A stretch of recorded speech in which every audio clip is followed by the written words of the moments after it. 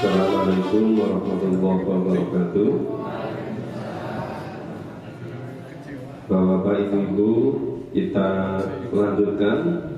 Kita buka kembali Mushaf Al-Quran pada surat Ar-Rum, surat ke-30, ya juz 21.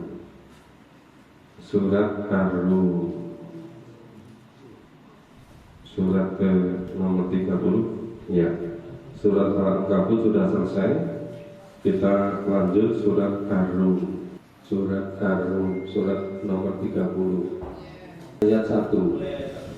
A'udzu billahi minasyaitonir rajim.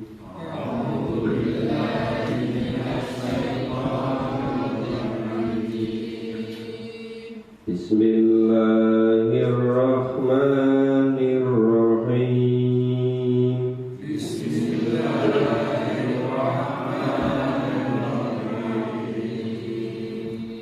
Alif Lam Mim. Alif Lam Mim. Ghulibatir Rum. Ghulibatir Rum. Fi adnal ardi wa hum min ba'di ghalabihim sayaghlibun.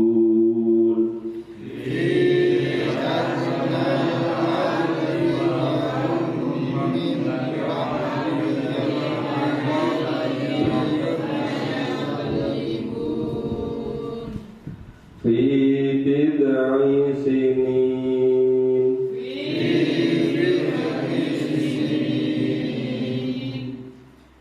Lillahil amru min qablu wa min ba'd.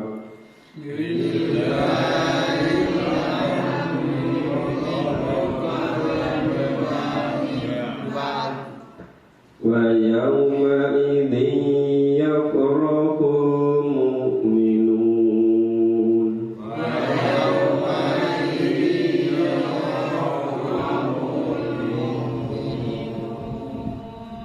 Binasrillah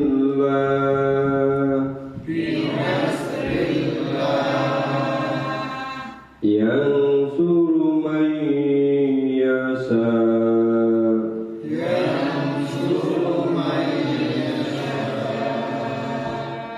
Wa huwal azizur rahim.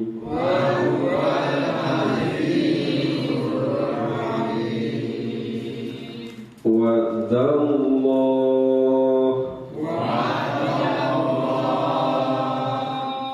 la yukhlifullahu wa'dah.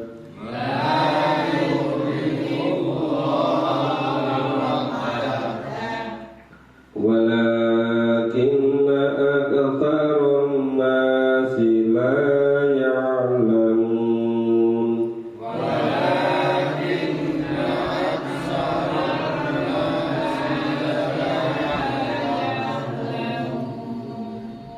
Ya'lamuna zahiran minal hayati dunya.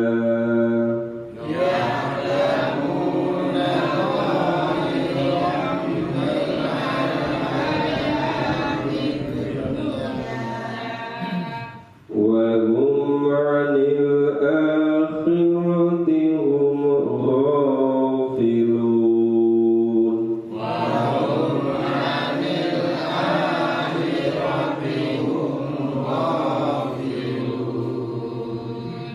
Ya, surat ke-30 diberi nama surat Ar-Rum. Kata Ar-Rum terdapat pada ayat kedua, yaitu bangsa Rum atau negeri Rum.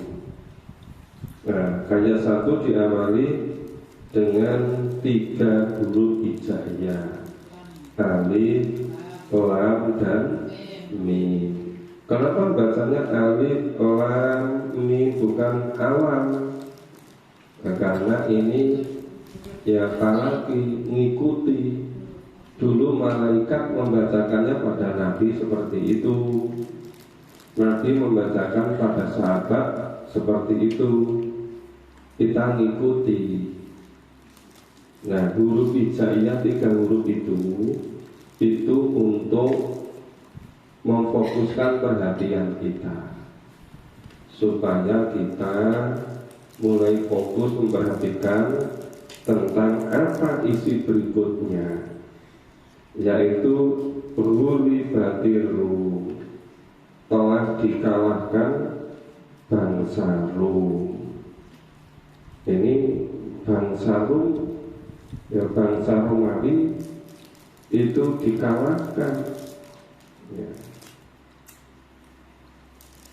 Jadi di Romawi itu dulu ada 2, Romawi yang di Roma, Romawi yang di timur. Yang di timur itu Konstantinopel, Romawi yang di barat itu Roma sampai sekarang. Nah, yang di timur itu Konstantinopel. Saking luas wilayahnya Romawi. Fi adnal al, di negeri yang terdekat. Ini terdekat dari mana? Terdekat dari Al-Quran diwahyukan. Karena surat Ar-Rum itu surat Makkiyah yang diwahyukan sebelum Nabi hijrah, posisinya masih di Mekah. Jadi dalam beberapa di negeri yang terdekat dengan Arab Saudi, ya ada Syria, ada Palestina dan sekitarnya. Nah, itu yang sewaktu-waktu menjadi menjadi jajahan dari Romawi Timur. Nabi Abdul Qadir. Wahum min ba'di ghalabihim sayaghlibun. Nah, mereka sudah itu dikalahkan, ya, akan menang. Nah, ini terjadi gini ya. Jadi ketika kehidupan era itu antara bangsa Romawi dengan terjadi persaingan dengan bangsa Persia. Yang Romawi itu mengikuti agama Nasrani, mengikuti wahyu yang diterima oleh Nabi Isa AS. Sedangkan Parsi itu tidak mengikuti wahyu, ya, nyembah api. Nah, itu sering terjadi peperangan, terjadi persaingan, ya, dalam waktu yang lama.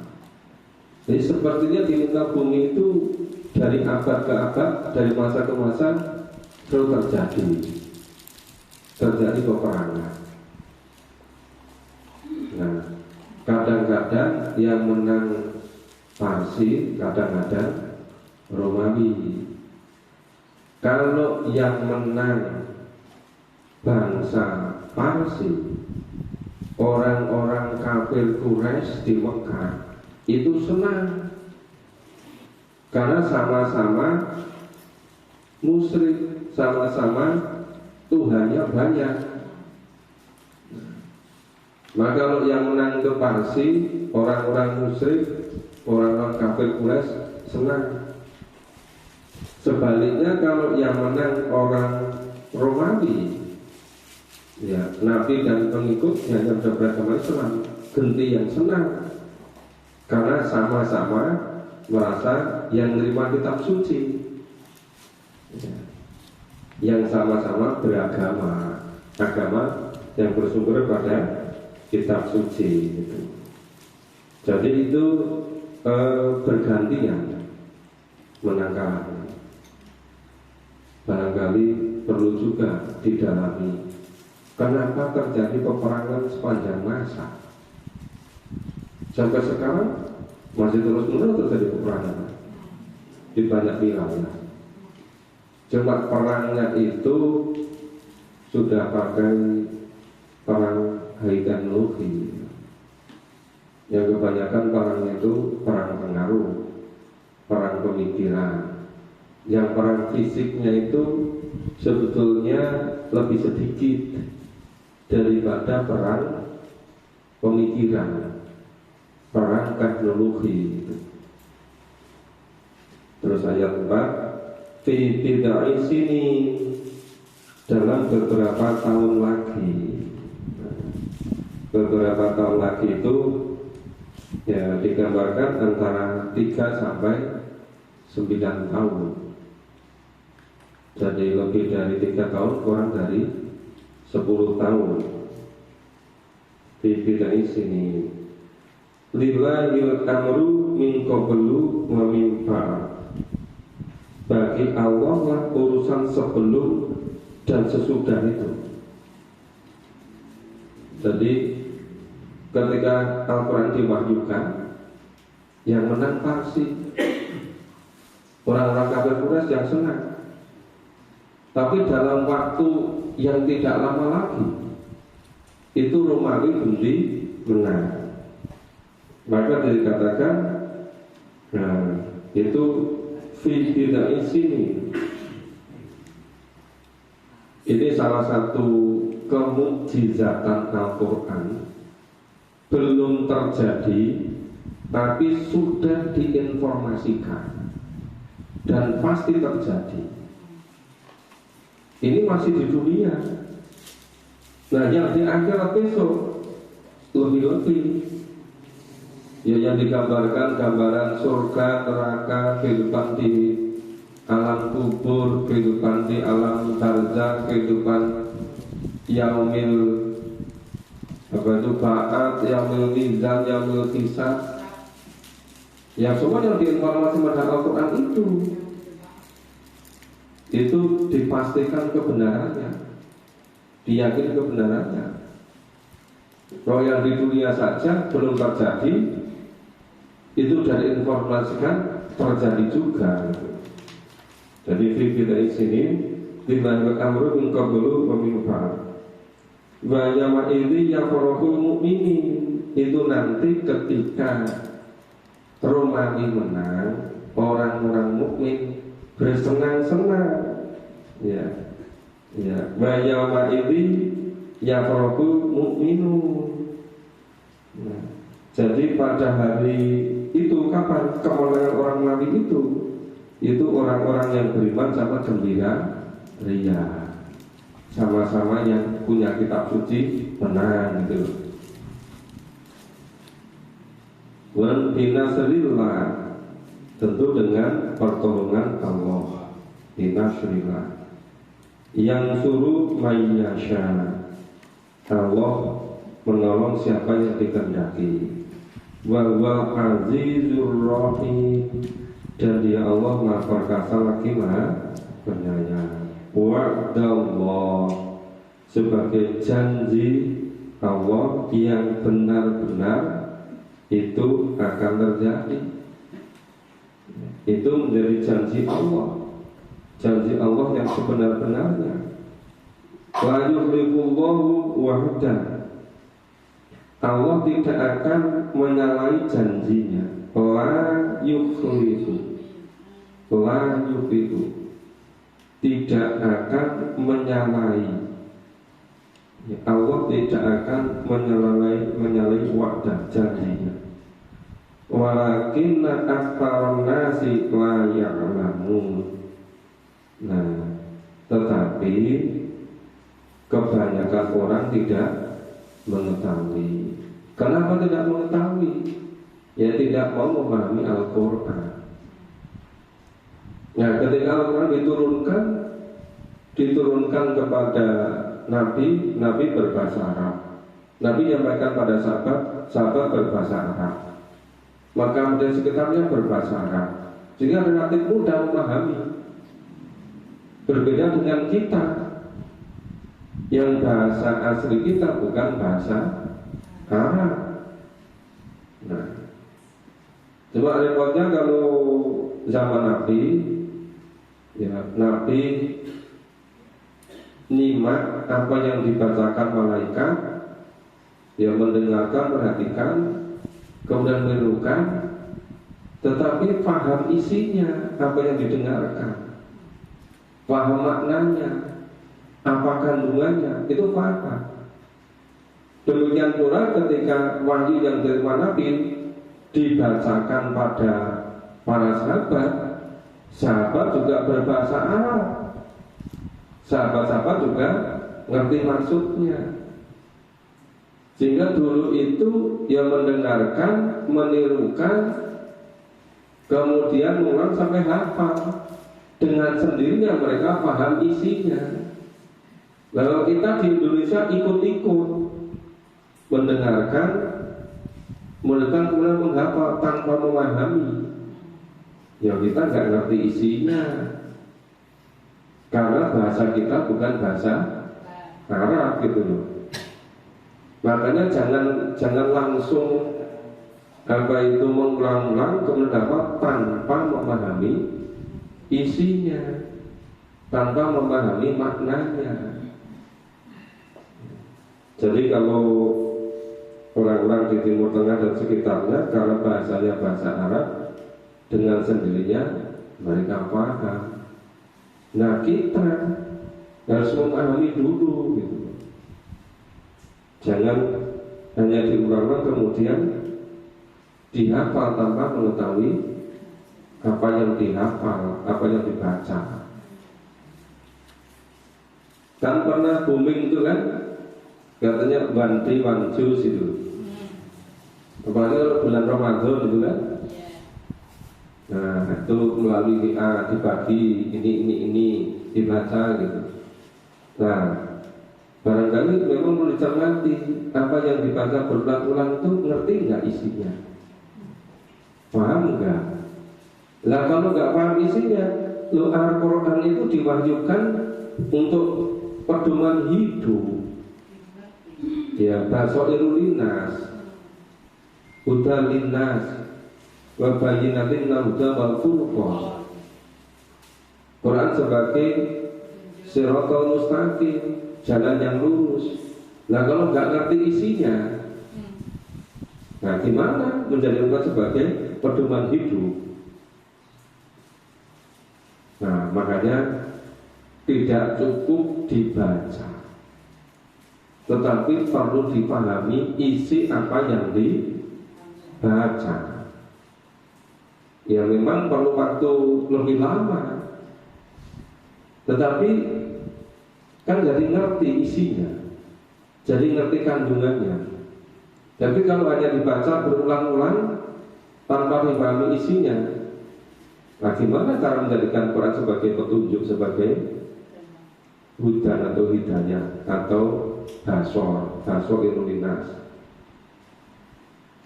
Ya kalau beberapa Ramadan saya sudah ngajak-ngajak, mau kalau dibaca Quran itu seberapapun yang kita baca, kita berusaha memahami isi apa yang kita baca. Ya nanti bertambah hari, bertambah kita baca, pemahaman kita bertambah. Tapi kalau nggak dipahami cuma dibaca melulu, ya nggak bertambah pengetahuannya. Oke, maka walakin aktsarun nasi qala ya'lamun, tetapi kebanyakan manusia tidak mengetahui. Ya'lamuna dhahiran minal hayatid dunya, mereka hanya mengetahui yang lahir saja, mereka hanya mengetahui yang kelihatan saja. Dhahiran minal hayatid dunya, ini kata-kata dunia, tapi pada ayat 3 disebutkan fi adna. Ya, itu dari kata dana menjadi dunia. Dunia itu tadi artinya dekat. Apa maksudnya dunia ini dekat?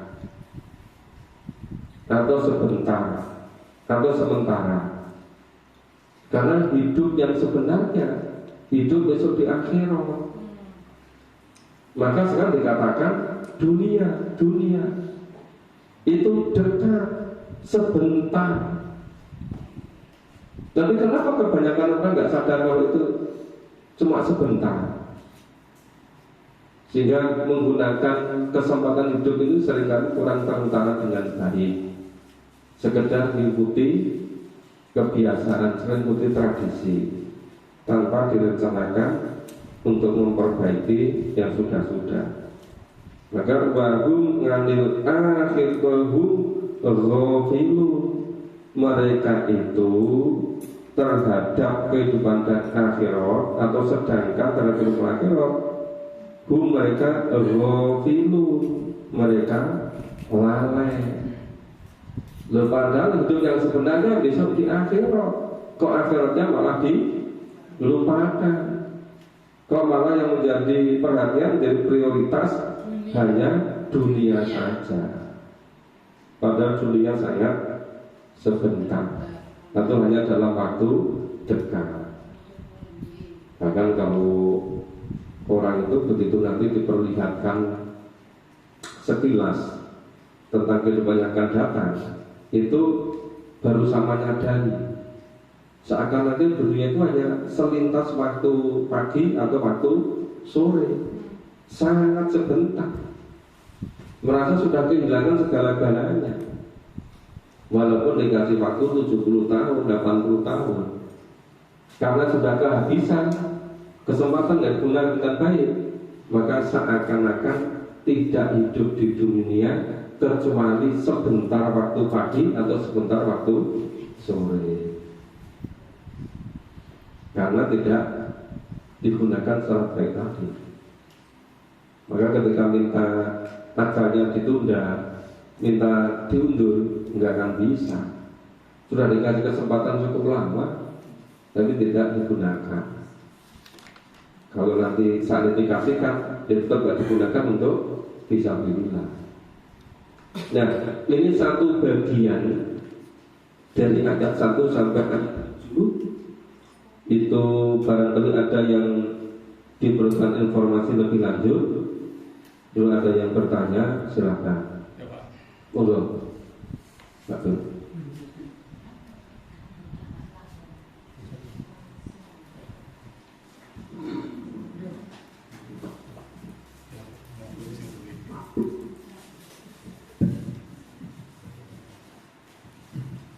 Assalamualaikum warahmatullahi wabarakatuh. Yang saya tanyakan ini pada ayat awal-awal Pak, yaitu ayat 1 sampai 4, bahwa di situ diterangkan terjadi peperangan antara bangsa Rom dan Parsia, yaitu ketika bangsa Rom menang, orang mukmin di Jazirah Arab akan bergembira. Ketika bangsa Parsia menang, orang kafir Quraisy yang bergembira. Di situ yang kami tanyakan, kenapa kok bergembira? Atau apakah hanya karena mereka satu golongan yang menyembah Tuhan satu atau menyembah berhala? Apakah itu ada pengaruhnya bagi kehidupan mereka seperti ekonomi, perdagangan dan lain sebagainya? Terima kasih Pak Ahmad keterangannya. Ya, dulu itu sesama orang beragama yang memperoleh wahyu namanya agama Samawi, itu relatif punya komunikasi yang bagus. Jadi misalnya ada, kalau misalnya dibaca Kepala Menteri Sahabat, itu ada namanya, ada Al-Ghifari, ada beberapa. Itu ketika berusaha mencari agama yang betul, itu tanya kepada pendeta mereka, itu menyampaikan nanti akan datang Nabi yang terakhir. Nah, itu cirinya begini gitu. Nanti kalau datang, kamu ikuti sana. Jadi masih ada yang jujur seperti itu, baik Yahudi maupun Nasrani. Misalnya yang Yahudi itu ada Abdullah bin Salam, tentu sampai sekarang masih banyak juga yang kemudian menerima kebenaran itu. Ya. Tetapi memang kebanyakan sudah berubah. Misalnya mereka itu dulu kan antara bangsa dengan yang lain, kalau misalnya mereka perang kalah, suatu ketika nanti akan diutus nabi dari kalangan kami, nanti akan mengalahkan semuanya. Itu selalu mereka katakan begitu, untuk membangun optimisme. Tapi ternyata begitu diutus betul nabi, ternyata mereka sebagian besar tidak beriman, bahkan memusuhi. Sebabnya macam-macam. Kalau kafir Quraisy mengungsi, kenapa? Kenapa yang diangkat jadi nabi kok dari orang biasa? Kenapa bukan dari kelompok kami, dari pembesar-pembesar? Ya, kenapa bukan dari kepala-kepala suku? Kenapa kok malah dari keluarga biasa, kok dari anak yatim gitu loh, yang secara tingkat ekonomi sosial biasa-biasa gitu. Coba kalau seperti ada itu misalnya Walid, ya, atau Abu Jahal, Abu Lahab gitu kan, ya, itu dari keluarga negara kaya raya gitu kan. Ya, mereka tidak mau itu. Apalagi orang-orang Yahudi, Bani Israel. Nah, mereka lebih nggak mau lagi. Kenapa Nabi yang dari bangsa Arab? Katanya turunan Yakub Israel itu yang terpilih terhebat di dunia. Kok Nabi yang terakhir bukan dari Israel? Kok malah dari bangsa Arab? Mereka sombong. Mereka enggak, karena semakin kesini itu kesenjangannya semakin kelihatan. Padahal dulu-dulunya itu merasa ya sama-sama itu dari kalangan yang terima wahyu gitu loh. Nah sekarang ada juga yang berusaha membangun, ada namanya sama-sama yang namanya Smith, itu yang sama-sama menerima wahyu, itu mau galang mau apa itu, yang masih ada kesadaran kembali kepada kitab sucinya. Tapi pengaruhnya sangat jauh, sangat kalah dengan yang meninggalkan wahyu. Wahyu itu istilah sekarang kan sekuler itu. Ternyata yang sekuler itu jauh lebih banyak, jauh lebih dahsyat. Yang berpegang teguh pada wahyu itu sebagian kecil. Apalagi dari kalangan umat Islam, itu setelah mulai abad 17 sampai sekarang itu sedikit sekali. Padahal dulu yang menjadikan Rasulullah itu hebat, para sahabat itu hebat, itu karena wahyu diteruskan oleh kelompok Rasyidin. Generasi berikutnya jadi kehebatan luar biasa karena wahyu, karena Al-Quran.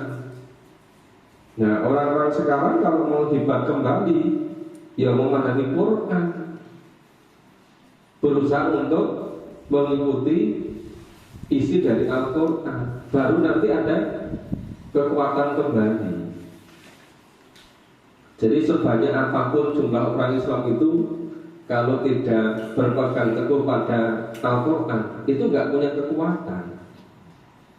Karena kekuatan orang terletak kepada akidahnya, terletak pada ketauhidannya.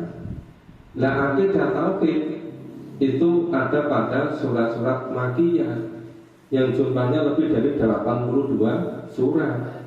Selama 13 tahun diwahyukan pada Nabi ketika periode Mekah gitu. Ini yang sekarang sudah ditinggalkan, dilupakan. Malah anehnya itu sebagian besar umat Islam tidak merasa perlu memahami Al-Quran secara kafah. Jadi menganggap yang cara berislam pada umumnya itu sudah sangat bagus gitu loh. Padahal belum memahami Al-Quran. Karena berlaku sudah sekian ratus tahun terjadi seperti itu, berulang terus itu kan. Nah, sampai kapan nanti ada yang memutus mata rantai itu?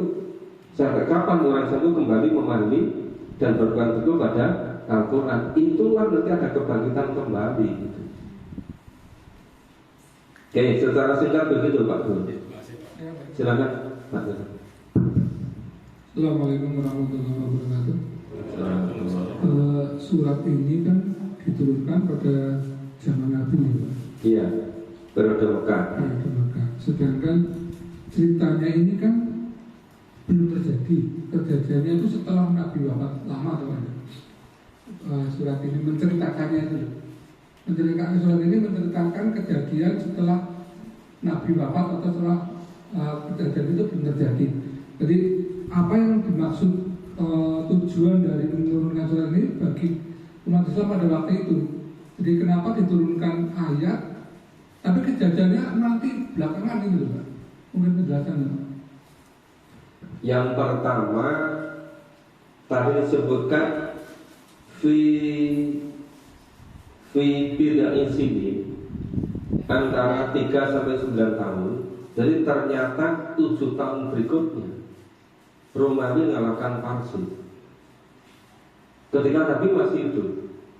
Kalau bersamaan dengan perang Badar, itu Romawi sudah bisa mengalahkan Parsi. Dan tadi ini belum terjadi karena pada informasikan. Itulah salah satu kebenaran kemukjizatan Al-Quran, memberi bukti.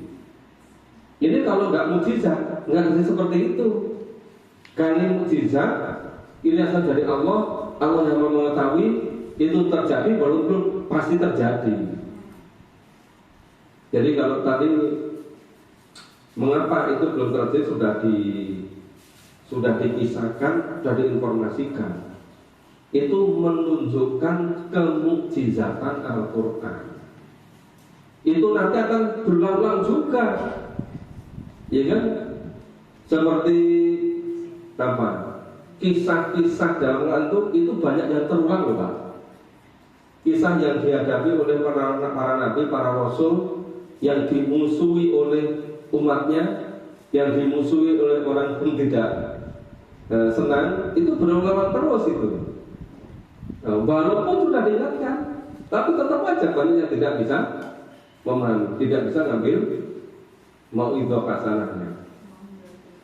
Nah, termasuk kaitannya dengan mengimani Nabi, mengimani wahyu yang dari Nabi, mengimani kehidupan besok di alam akhirat. Mungkin itu diulang-ulang terus. Betapa pentingnya, karena pentingnya itu maka diulang-ulang terus. Tapi ternyata sebagian besar tetap juga tidak mau beriman. Kenapa tidak mau beriman? Loh, diulang-ulang itu kan di dalam Al-Quran. Ya, kalau orang tidak membaca, nggak memahami, kan nggak tahu kalau diulang-ulang. Yang tahu itu kan ketika memahami isinya. Baru ini terjadi kisah itu berulang-ulang gitu.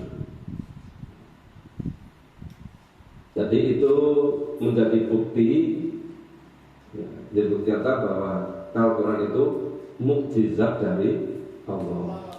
Maka walaupun belum terjadi, dikabarkan pasti terjadi. Maka yang namanya tadi fi sini antara 7 sampai 9 tahun, ternyata kejadiannya 7 tahun berikutnya. Yang menurut satu riwayat bersamaan dengan terjadinya perang Badar. Perang Badar orang-orang mungkin menang, ternyata Romawi juga mengalahkan Parsi. Menang juga, orang mungkin semakin tambah senang ya. Nah seperti itu. Ini kenapa dunia penuh dengan peperangan? Nah, sebetulnya berebut apa? Sebetulnya apa yang dicari? Itu peperangan itu rata-rata karena tidak mengikuti kitab sucinya, karena sekedar ingin berkuasa, ingin menguasai yang lain, ingin jajah. Nah, kalau sebelum Perang Dunia II itu belum ada PBB, itu relatif masing-masing memiliki kebebasan bangsa. Tapi begitu ada PBB dikuasai negara tertentu, Inggris, Amerika dan sekutunya, ya itu yang pegang kunci dunia gitu. Enggak, kalau mereka mengembangkan macam-macam, mereka bebas. Tapi kalau yang lain mengembangkan, nggak boleh berusaha dikendalikan. Makanya jadi kekuatannya itu tidak balance. Kalau tidak balance, nggak terjadi keseimbangan. Artinya apa? Yang powerful, yang super power itu cenderung untuk memperlakukan semena-mena terhadap yang lemah. Nah, maka seharusnya itu ada keseimbangan. Tapi yang keseimbangan itu kekuatan yang tadi itu ada yang berpegang kepada kitab suci, itu yang berusaha untuk menjaga perdamaian, sehingga nanti kita terjadi apa ya? Ini mau memerangi yang lain, yang kekuatan yang seimbang tadi itu bisa jadi punya wibawa yang berpengaruh, yang super power tidak semena-mena gitu. Jadi begitu dimonopoli, udah. Tapi buat apapun aturan dibuat itu sudah enggak berlaku bagi mereka. Aturan dibuat diterapkan untuk yang lain. Bagi mereka tidak ada istilah melanggar aturan berbangsa di dunia ini. Gitu Pak. Lanjut apa masih ada yang tanya? Gimana, silakan Bu. Ini Pak, tadi kan Bapak sebaiknya Quran itu dimengerti artinya gitu kan Pak. Ya. Ya itu antara terjemah dengan tafsir itu berbeda ya Pak ya? Kalau tafsir, iya. Kalau tafsir itu kan belakangan. Ya, ya. Sebetulnya itu sama ya Pak? Ya berbeda. Berbeda. Nah, dan itu sebaiknya kita itu ya seperti kayak ibu lah, kalau yang untuk hari-hariannya, yang sehari-harinya ini, itu sebaiknya gimana? Kalau kita ini terjemahkan arti letternya, padahal kan dulu Bapak pernah akan artinya ida aja dengan idanya ini aja berbeda. Waktu itu surat apa ya dulu saja. Iya. Nah, itu kita ini sebaiknya gimana? Yang kita yang ibu-ibu yang mungkin sehari-harinya nggak dibimbing Bapak terus. Nah, itu kalau kita mengartikan arti letternya itu kan belum tentu sama pengertiannya dengan tafsirannya itu Pak. Sebaiknya kita gimana? Gitu. Ya kalau Al-Quran itu kan awalnya diwahyukan pada Nabi, Nabi menyampaikan pada sahabat, Nabi mengamalkan, sahabat mengikuti. Tapi Allah menjamin setelah Fa'idah Corona, Fatafi Corona, Tuma inna ngalaina bayana. Kan Allah yang memastikan akan menjelaskannya. Nah penjelasan itu kan ada pada surat-surat yang lain. Kemudian ketika ini berjalan sekian lama, orang cenderung membuat pendapat. Nah, saya ambil begini, waktu hidup kita di dunia ini terbatas. Sedangkan Al-Quran ini fungsinya sebagai pedoman hidup. Dan 6.000 ayat lebih Itu kalau kita memahami intinya saja, kemudian dijadikan pedoman hidup, ya, itu lebih bermanfaat daripada sebagian kecil ayat, tetapi sampai tahu berapa macam-macam tadi. Saya ngalami ketika kuliah itu satu semester itu hanya berapa ayat gitu. Bahkan pernah kuliah ulumul hadis itu satu mahasiswa di program doktor itu hanya mentakrir satu hadis. Jika satu kelas 15 mahasiswa program doktor hanya 15 hadis. Padahal sekarang takrir itu sudah ada sistemnya semua.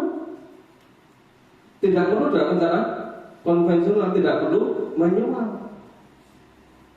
Seperti kalau dulu belajar statistik kan manual gitu kan, betul-betul ditemukan sistemnya, kan tidak perlu manual itu. Nah sebenarnya sekarang itu yang namanya pemahaman Quran dan hadis itu sudah ada seperti itu.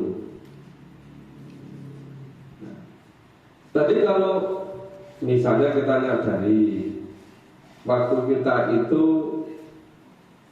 ya sudah terbatas karena kita sudah tidak muda lagi. Sedangkan kita belum betul-betul fokus pada Quran yang cukup lama, tapi kita baru memulai. Dan kita ada pilihan-pilihan. Kalau kita memahami sampai ke pendapat macam-macam seluruh entah itu misalnya tafsir tematik itu satu tema sampai mungkin pendapatan sampai 10, 20, 30 sampai ratusan pendapat. Jangan-jangan nanti usia kita semakin habis, paling pendek, kita hanya memahami beberapa topik gitu. Padahal Allah perintahkan pada kita udkhulu bisilmi kafah, iya kan? Karena sifdotullah wa man ahsanallahi sifdullah gitu. Makanya sebetulnya bagi kita yang biasa-biasa ini, apa perlu tuh sampai tafsir pendapat yang macam-macam gitu? Iya kan? Nah tadi kalau persoalannya, oh kalau bunyi tulisannya begini, itu maknanya begini. Itu kalau berkali ditemui, nanti dengan sendirinya akan paham. Sama-sama kalau jika mau, tapi kalau idza itu pasti terjadi. Ya. Kalau id bisa terjadi, bisa tidak. Kalau lau pasti tidak terjadi. Sama ketika kata wan sekali-kali tidak, pasti juga tidak. Tapi kalau la pendek, artinya sungguh-sungguh menguatkan. Tapi kalau la panjang, kemungkinan masih terjadi. Walaupun sama-sama kata la, tidak pernah terjadi, la tidak terjadi bisa terjadi. Tapi kalau la pendek itu menguatkan, artinya sungguh-sungguh gitu. Ya, yang gitu-gitu nanti kan semakin kita sering memahami, karena akan muncul berulang-ulang gitu. Nah masalahnya kan kita baru memulai. Kalau di total kita baru berapa bulan, taruh sekali pertemuan itu 1 jam, baru berapa jam dibandingkan dengan umur hidup kita. Itu kalau sehari 24 jam, terus 1 tahun 365 hari dikalikan tahun, sudah berapa jam kita hidup ini? Ya kan? Dan persentasenya masih sangat sedikit kan yang kita gunakan untuk memahami Al-Quran. Tapi yang sedikit ini insya Allah justru ini yang paling menentukan. Ya. Karena yang paling baik itu sebetulnya itu semakin kesini itu semakin imannya jernih bersih, amal saya semakin banyak.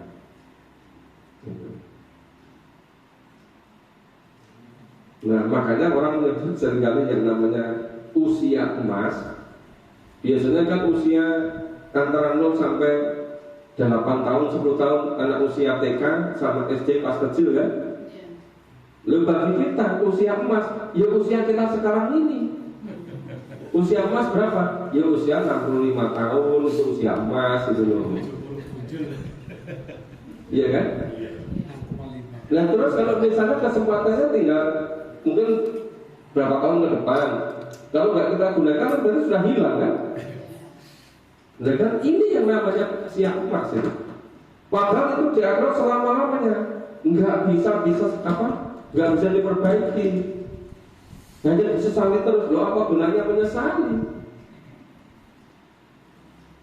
Tapi ketika kita sadar sekarang, nah kita betul-betul bisa memperbaiki.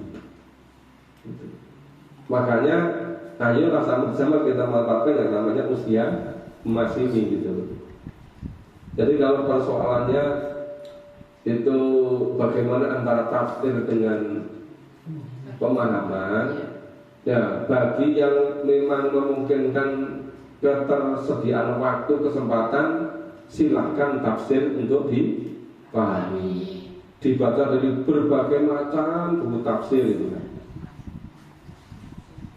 Ya dulu saya banyak memahami, misalnya tafsir Pak Quraisyihab, tafsir Misbah, kemudian tafsir Buya Hamka, ya Al-Azhar. Kemudian kalau tafsir Jalalain ya sering bareng-bareng gitu.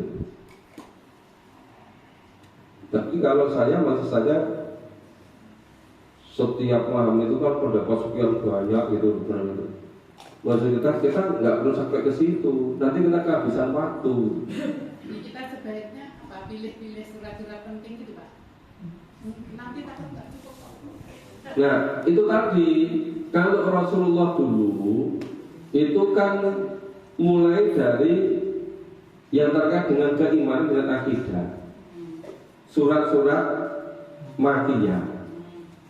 Makanya yang di Masjid Quran Purwa itu yang pertama juz 30 selesai, terus juz 29, juz 28, baru juz 26, 27, baru nanti mulai 21, 22, 23, 24, 25, selesai 10 juz, terus mulai juz 15, selesai juz 16. Nah karena tiap pagi ya cepat, sudah selesai 11 juz, sudah juz ke-12. Cuma waktunya setiap pagi. Setiap pagi paling ya sekitar 45 sampai 50 menit. Padahal sehari 4 jam. Itu 1 jam nggak ada kan? Itu pun kalau bisa istiqomah kira-kira 30 bulan itu bisa selesai. Padahal sehari hanya kurang lebih 1 jam loh. Kita masih punya 23 jam yang lain kan? Nah, itu pun bisa selesai dalam waktu 30 bulan.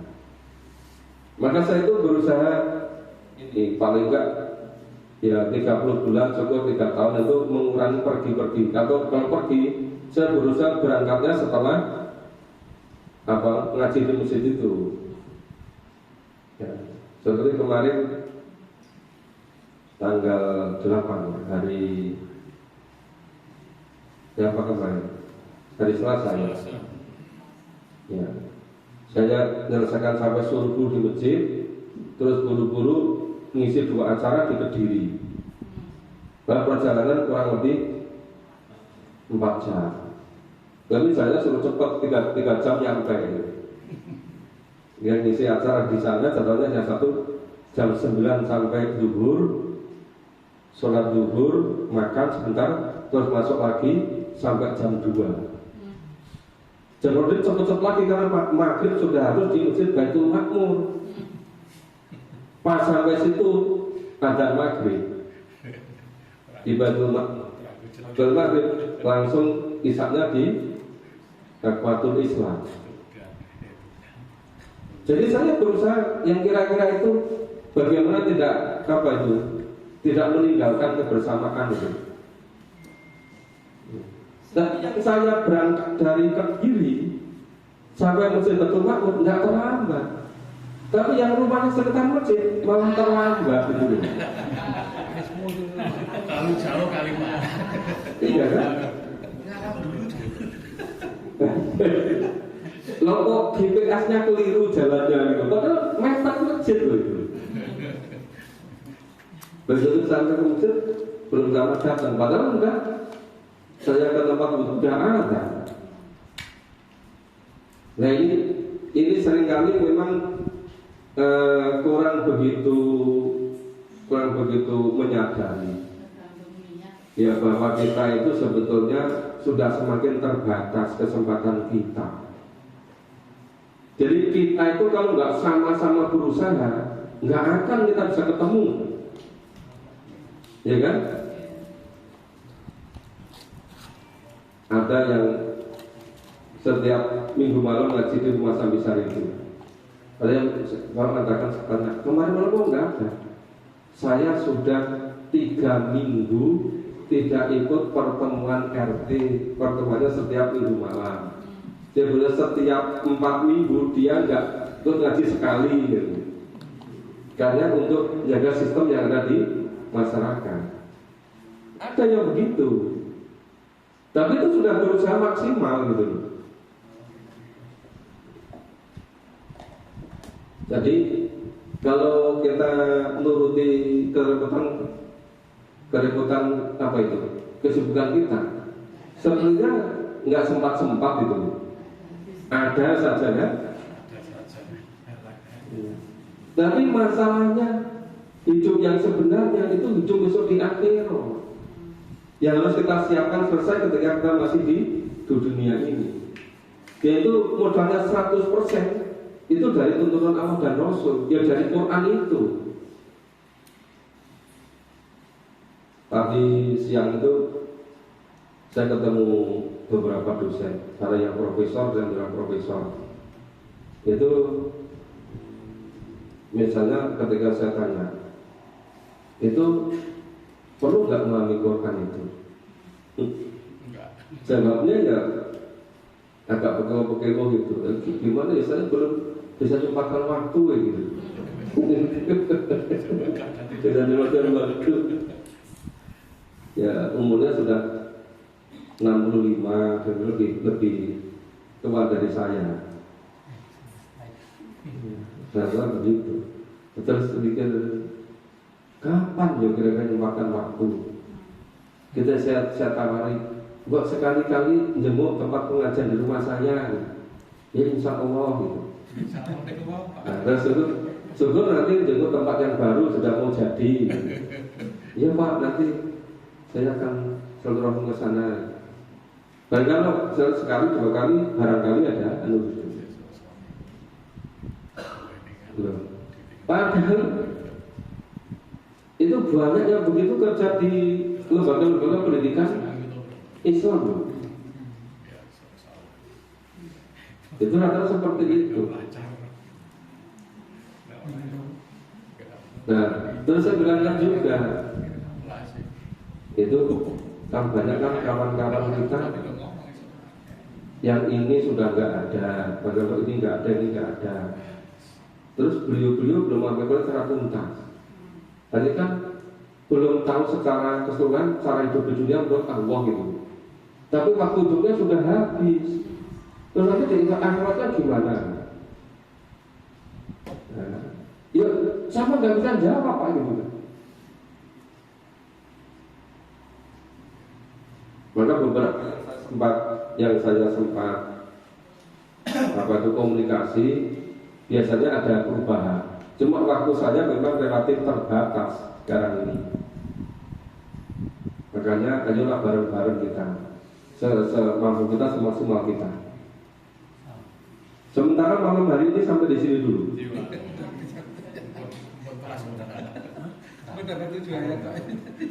Itu ayat. Insya Allah nanti berikutnya agak cepat ya. Besok nggak ada tanya jawab apa? Ya ada, tapi nggak usah lama-lama jawabnya gitu. Biar kita lebih cepat. Nggak ada tanya jawabnya. Iya. Terima kasih Bapak Ibu semuanya. Semoga Allah betul-betul memberikan kekuatan bagi kita semua, sehingga semakin kuat buat kita melakukan apa yang diinginnya. Nah, terima kasih. Assalamualaikum warahmatullahi wabarakatuh. Terima kasih Pak Sutrisno. Demikianlah Bapak-Bapak dan Ibu sekalian yang telah disampaikan, dan terima kasih juga atas pertanyaan yang disampaikan serta jawabannya Pak. Tadi saya juga mau tanya sama Bu Yohan. Agak bingung jadi pertama saya sudah ditanya, jadi semakin berat. Terwakili Pak. Berarti bisa pertemuan minggu depan kita mulai dengan ayat ke-8. Mudah-mudahan bisa lebih cepat lagi supaya bisa cepat selesai juga ayat surat Al-Rum ini. Demikian Bapak Ibu semua atas perhatiannya. Sekali lagi terima kasih kepada Bapak Prof. Sutrisno atas kajiannya dan penjelasannya. Dan kalau diulang-ulang terus sudah kayaknya mau nangis tuh Prof. Udah sekian tahun nih, baru mau mulai kan gitu. Jadi rasanya jadi mau nangis lagi, nanti kayak terlambat. Jadi mudah-mudahan tidak terlambat kita bersama-sama kaji aturan ini supaya bisa ngerti pada saat diturunkan itu. Baiklah, kita tutup kajian malam ini yang membaca adalah Pak Kadatan Surat yang pertama majelis. Ya. Alhamdulillahirrahmanirrahim. Subhanallahumma wa bihamdika, asyhadu an la ilaha illa anta,